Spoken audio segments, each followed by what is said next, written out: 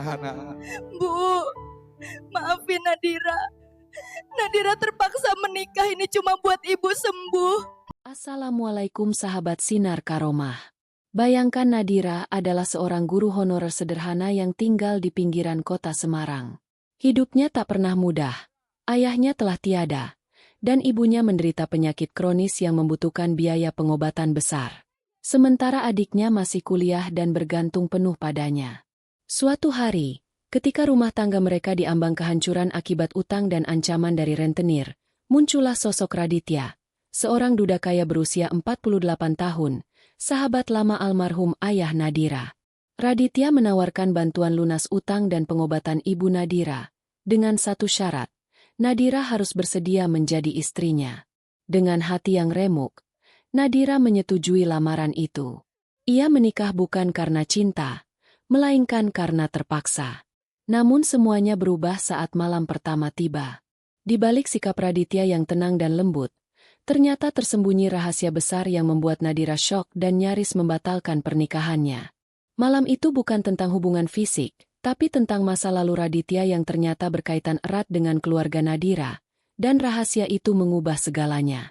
Sebelum kita mulai ceritanya, jangan lupa dukung kami dengan like dan subscribe Sinar Karomah agar kami semangat untuk memberikan cerita menarik lainnya.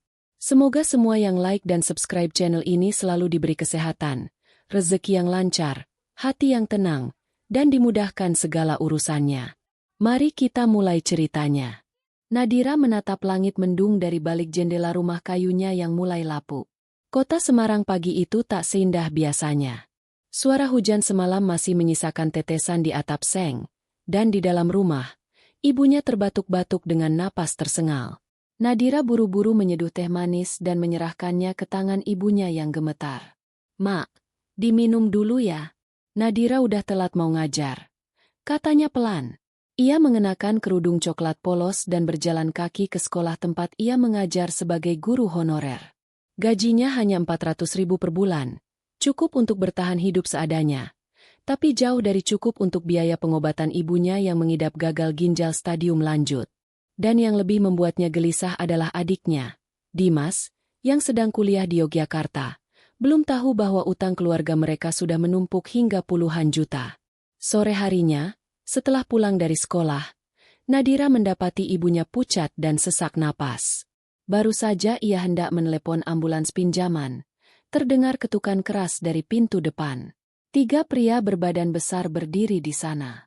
Salah satunya memegang map merah dan menyebut nama sebuah koperasi. "Bu Nadira, waktunya sudah lewat 3 minggu. Kalau gak bisa bayar hari ini, rumah ini kami sita." Darah Nadira seakan mengering. "Tapi, saya belum dapat gaji. Pak, ibu saya sakit, tolong beri waktu lagi." Laki-laki berbaju hitam itu mendesah dingin. "Saya cuma jalankan tugas. Besok kami datang lagi. Kalau belum ada uang, siap-siap rumah ini disegel." Mereka pun pergi, meninggalkan Nadira tertegun dengan napas tercekat. Malam itu, Nadira duduk di lantai dekat kamar ibunya, menangis dalam diam. Tak ada lagi yang bisa dijual. Motor satu-satunya sudah lama berpindah tangan. Ia mencoba menghubungi teman-teman lamanya, tapi semua hanya menjawab dengan pesan simpati yang hampa. Hingga larut malam, saat ia hampir tertidur karena kelelahan, handphonenya berdering. Nomor tak dikenal. "Halo." Suara berat dan tenang di ujung sana menyebut namanya. "Nadira, ini Raditya. Mungkin kamu gak kenal, tapi aku sahabat almarhum ayahmu dulu." Nadira terdiam. Nama itu samar-samar ia ingat dari cerita ayahnya semasa hidup. "Iya, Pak Raditya. Ada apa ya?" "Aku dengar kabar tentang ibumu dan utangmu. Aku bisa bantu lunasi semuanya. Tapi aku punya satu syarat." Nadira menahan napas. Suara di seberang telepon terdengar tulus, tapi juga misterius. "Syarat apa, Pak?" "Aku ingin kamu jadi istriku. Tidak ada paksaan, Nadira. Tapi aku tidak akan ulangi tawaran ini 2 kali." Tangan Nadira gemetar. Ia menutup telepon. Matanya berkaca-kaca. Dunia seakan berhenti. Pilihan itu tidak adil. Tapi di satu sisi ada nyawa ibunya, dan di sisi lain ada harga dirinya. Di luar kamar, suara batuk ibunya terdengar makin parah. Nadira bangkit dan memeluk tubuh kurus itu erat-erat, berusaha menahan tangis. Dan malam itu, ia menatap langit-langit rumahnya, tahu bahwa hidupnya tidak akan pernah sama lagi. Langit pagi itu cerah, kontras dengan hati Nadira yang semakin gelap. Ia berdiri di depan sebuah villa besar berarsitektur kolonial, ditemani seorang wanita tua yang bertugas sebagai asisten rumah tangga di kediaman Raditya. "Masuk. Nak, Tuan sudah menunggumu," ujar wanita itu pelan. Nadira hanya mengangguk kaku, seolah tubuhnya digerakkan oleh kekuatan di luar dirinya. Hari itu adalah hari pernikahan Nadira. Tanpa gaun putih, tanpa senyum, tanpa undangan.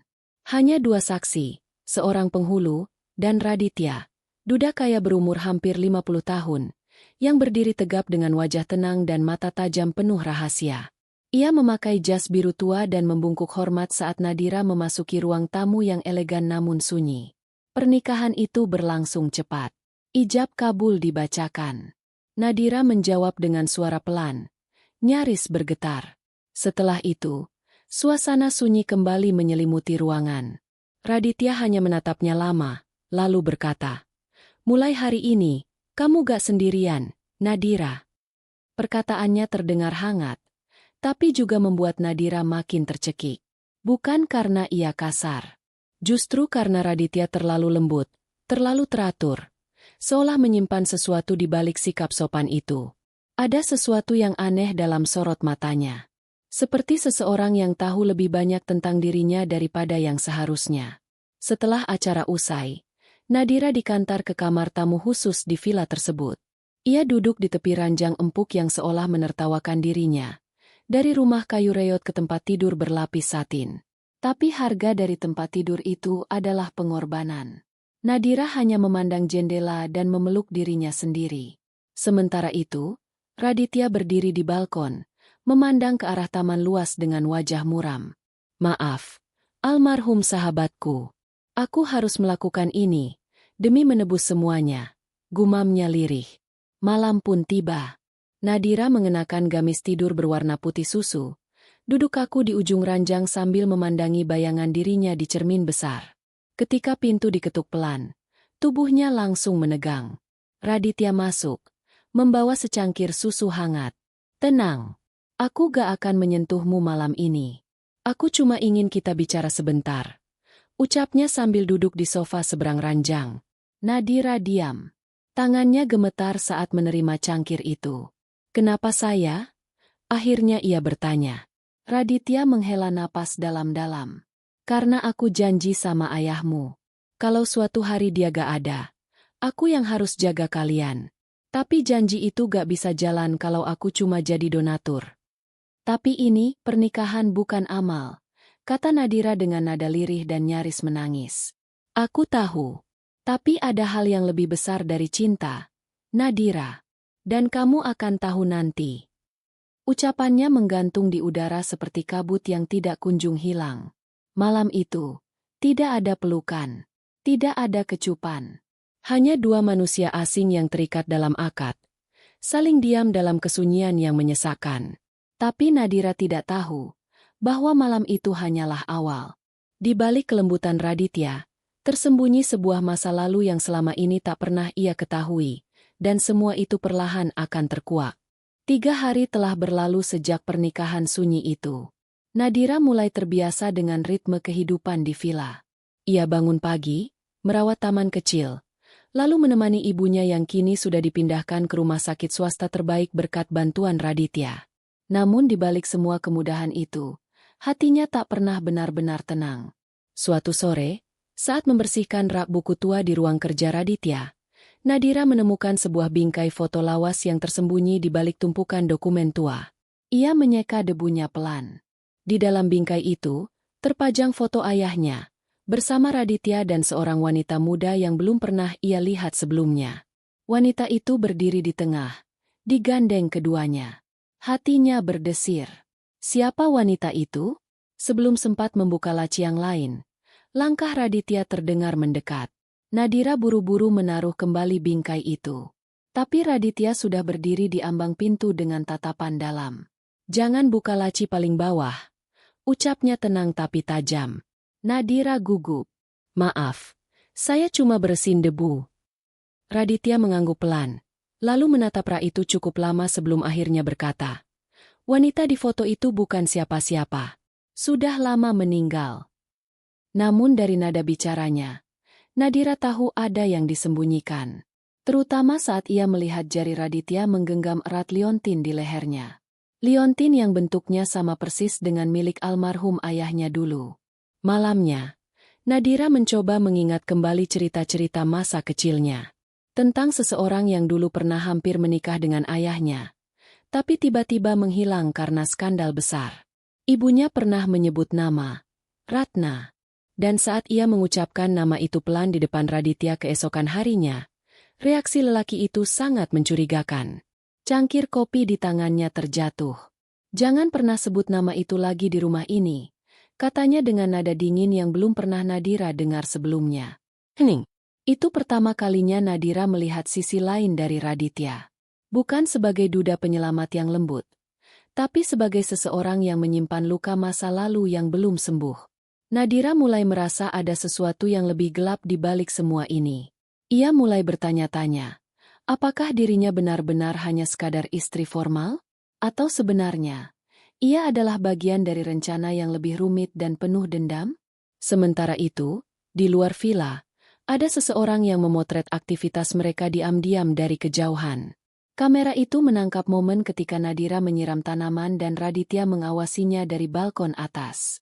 Foto itu lalu dikirimkan ke sebuah nomor misterius. Dan di tempat lain, seorang wanita tua dengan wajah penuh luka membalas pesan itu dengan satu kalimat. "Waktunya balas semua yang pernah direnggut dari kita." Hari itu Nadira berdiri di balkon kamarnya yang menghadap taman belakang villa. Angin sore menyapu rambutnya pelan, membawa aroma bunga anggrek yang sedang mekar. Tapi pikirannya berkecamuk. Senyum Raditya yang selalu tenang, perhatian yang ia berikan setiap pagi, semua itu kini justru menyesakan. Bukan karena ia tidak menghargai, tapi karena semuanya terasa seperti manipulasi yang halus.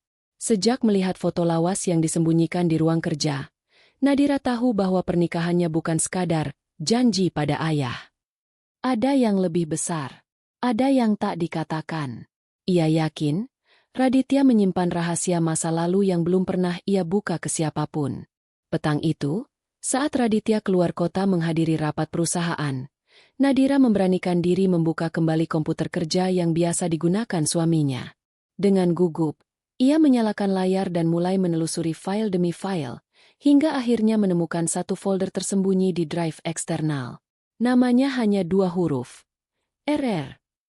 Jari-jari Nadira gemetar saat membuka folder itu. Di dalamnya terdapat lusinan dokumen, beberapa foto hitam putih, dan puluhan surat yang tertulis dalam tulisan tangan wanita. Ia mulai membaca satu persatu. Nama pengirimnya, Ratna. Nadira menelan ludah. Nama itu kembali muncul. Sama seperti yang disebut ibunya dulu, dan sama seperti yang Raditya larang untuk disebutkan. Surat-surat itu bukan surat biasa. Di dalamnya Ratna mencurahkan isi hatinya, tentang cintanya yang kandas, tentang tekanan yang ia alami setelah menolak lamaran Raditya, dan tentang keputusasaannya menghadapi stigma keluarga Raditya yang menuduhnya bermain hati dengan 2 pria sekaligus. Radit bilang dia mencintaiku, tapi cintanya menakutkan. Ia bilang kalau aku bukan miliknya. Aku bukan milik siapa-siapa. Aku ingin pergi, tapi tak ada tempat untuk pulang. Nadira membacanya dengan dada sesak. Ia terus menelusuri isi folder itu sampai akhirnya menemukan rekaman suara berdurasi singkat. Dengan headset yang gemetar di telinganya, ia menekan tombol play. Suara perempuan, lemah, nyaris berbisik. "Kalau aku mati, tolong sampaikan ke Raditya. Aku tidak pernah membencinya. Tapi aku berharap dia berhenti menjadikan luka sebagai alasan untuk menyakiti orang lain." Rekaman itu membuat Nadira menangis dalam diam. Malam itu, ia tidak bisa tidur. Kepalanya penuh tanya. Ia mulai melihat Raditya bukan hanya sebagai pria kaya, bukan hanya sebagai suami karena kondisi, Tapi sebagai manusia yang hidup dalam trauma, dalam luka cinta yang belum tuntas, dalam rasa bersalah yang diwariskan dari masa lalu yang tak pernah sembuh. Pagi harinya, Nadira memberanikan diri bertanya secara langsung. "Kenapa kamu pilih aku, Mas? Karena kamu cinta? Atau karena kamu pengen nutup luka yang belum sembuh dari Ratna?" Raditya menatapnya tajam. Ada jeda panjang sebelum ia menjawab. "Kamu mirip dia. Tapi bukan karena itu aku menikahi kamu.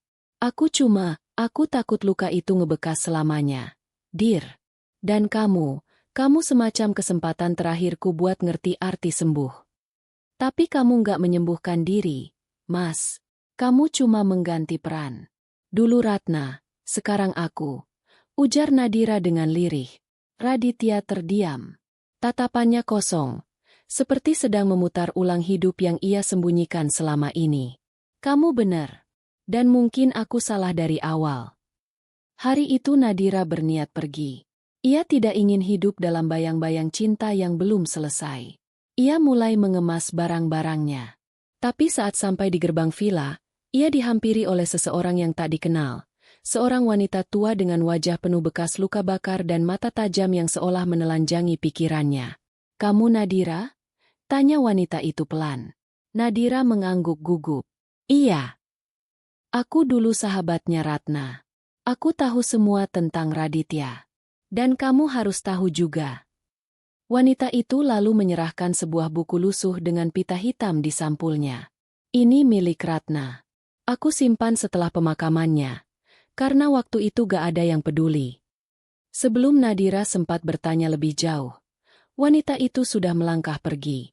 Tapi sebelum menghilang di ujung jalan, ia sempat menoleh dan berkata, "Hati-hati, Nadira. Orang yang hidup dalam rasa bersalah bisa jadi lebih berbahaya daripada orang yang benci." Nadira berdiri membeku, memeluk buku itu erat-erat. Dalam dirinya, badai emosi berputar tak karuan. Buku itu berat, bukan karena bobotnya, tapi karena kemungkinan rahasia yang ada di dalamnya. Ia menatap gerbang villa untuk terakhir kali sebelum masuk kembali. Kali ini bukan untuk tinggal, tapi untuk mencari jawaban. Malam itu, angin bertiup pelan di sela dedaunan pepohonan di halaman belakang villa. Nadira duduk di ruang tamu dengan cahaya lampu temaram menyinari wajahnya yang penuh tanya. Di pangkuannya, sebuah buku lusuh bersampul coklat tua dengan pita hitam. Buku peninggalan Ratna yang diserahkan oleh wanita asing di gerbang villa. Dengan napas bergetar, Nadira membuka halaman pertama. Tertulis dengan tinta hitam. "Kalau kau membaca ini, berarti aku tidak sempat mengatakan semuanya langsung. Tapi setidaknya, kebenaran tidak akan ikut terkubur bersamaku." Setiap lembar adalah serpihan dari masa lalu yang selama ini hanya jadi teka-teki. Ratna menulis tentang cinta pertamanya, Raditya, dan bagaimana perasaan itu berubah menjadi beban saat cintanya tak lagi jadi pilihan. Ia mencintai pria lain, ayah Nadira, dan keputusan itu membuat dunia sekitarnya runtuh. Radit bukan orang jahat, tapi dia tidak pernah belajar melepaskan. Dan aku adalah bayangan dari semua yang tidak pernah bisa ia miliki. Nadira terus membaca. Di tengah-tengah buku, ia menemukan halaman yang tertulis tanggal dan waktu. 1 hari sebelum Ratna ditemukan tewas. "Aku takut, Nadira. Aku hamil. Tapi bukan dari Raditya. Aku pikir semua akan baik-baik saja kalau aku jujur. Tapi yang ada justru tekanan dan tuduhan. Bahkan saat aku berusaha menjelaskan, tak ada yang mendengarkan." Jantung Nadira serasa berhenti berdetak. "Dia hamil?" gumamnya pelan. Tapi tak berhenti di situ. Di lembar terakhir, tertempel surat kecil yang ditujukan khusus untuk Raditya. "Kalau aku tak sempat bertahan, aku ingin kamu tahu, aku memaafkan kamu. Tapi tolong, jangan jadikan luka ini alasan untuk menyakiti perempuan lain. Jangan bawa masa lalu ke masa depan yang bukan miliknya." Nadira menutup buku itu dengan mata berkaca-kaca. Malam itu, ia duduk diam di ruang tengah villa, menunggu Raditya pulang. Sekitar pukul 10 malam, suara mobil terdengar memasuki pelataran. Raditya masuk rumah dengan langkah pelan, wajahnya lelah, dan langsung terdiam saat melihat Nadira duduk di sana, memegang buku tua itu. Buku ini bukan cuma tentang Ratna, kata Nadira tanpa menoleh. Buku ini tentang kamu. Tentang luka kamu. Tentang pilihan kamu untuk menjadikan aku sebagai bayangan orang yang gak pernah benar-benar kamu lepas. Raditya tak menjawab. Ia hanya menatap Nadira dengan mata kosong, sebelum akhirnya duduk di seberangnya. Aku gak pernah niat menyakitimu, ujarnya pelan. Aku cuma pengen nebus semuanya. Aku pikir, kalau kamu jadi istriku, aku bisa ngerasa utuh lagi. Dengan menjadikan aku pengganti orang yang bahkan gak pernah kamu ikhlaskan. Raditya menunduk. Kamu benar. Aku salah. Nadira memandangnya lama. Apa kamu tahu Ratna hamil? Raditya tersentak. Ia mengangkat wajahnya. Wajah yang kini benar-benar hancur. Aku tahu. Tapi aku pikir itu bukan anakku. Aku terlalu egois buat dengar penjelasannya waktu itu. Dia meninggal setelah kamu tuduh hal-hal yang bahkan gak pernah dia lakukan. Raditya meneteskan air mata. Tangannya mengepal. Aku kehilangan akal waktu itu. Semua orang ninggalin aku. Dan ketika dia pergi, aku gak pernah bisa hidup dengan tenang lagi. Hening melingkupi ruangan. Nadira berdiri, mengambil tas kecilnya. Aku udah cukup. Terima kasih karena kamu udah bantu ibu dan keluarga aku. Tapi aku gak bisa hidup sama orang yang belum sembuh dari masa lalu. Raditya hanya bisa mematung, tak berani menghentikan langkah Nadira. Ia tahu, untuk pertama kalinya dalam hidupnya, ia harus melepaskan. Keesokan harinya, Nadira benar-benar pergi. Ia kembali ke rumah lamanya, tinggal bersama ibunya yang kini jauh lebih sehat. Ia kembali menjadi guru honorer. Menikmati hidup yang sederhana tapi jujur. Namun di hatinya, ia tahu luka ini butuh waktu untuk sembuh. Tapi kali ini, bukan luka warisan orang lain, melainkan luka yang ia temukan sendiri dan ia izinkan sembuh pelan-pelan. Beberapa bulan berlalu. Satu sore, datang surat tanpa pengirim. Di dalamnya ada surat tulisan tangan Raditya. Nadira, kalau kamu membaca ini, berarti aku sudah tidak ada. Aku sakit, tapi tak pernah berani bilang. Aku cuma ingin kamu tahu, kamu bukan Ratna. Kamu lebih kuat dari dia. Dan kamu mengajariku cara mengikhlaskan. Bahkan ketika aku gak pantas dimaafkan. Terima kasih karena pernah jadi rumah. Meski cuma sebentar. Di bawah surat itu, ada kunci kecil. Kunci menuju rumah milik Ratna yang selama ini disembunyikan dari siapapun. Nadira memutuskan pergi ke sana. Rumah itu terletak di pinggiran perbukitan kecil, sepi dan dikelilingi bunga liar. Ketika membuka pintunya, Nadira merasa seperti masuk ke dalam kenangan yang bukan miliknya, tapi yang akhirnya menemukan akhir yang damai.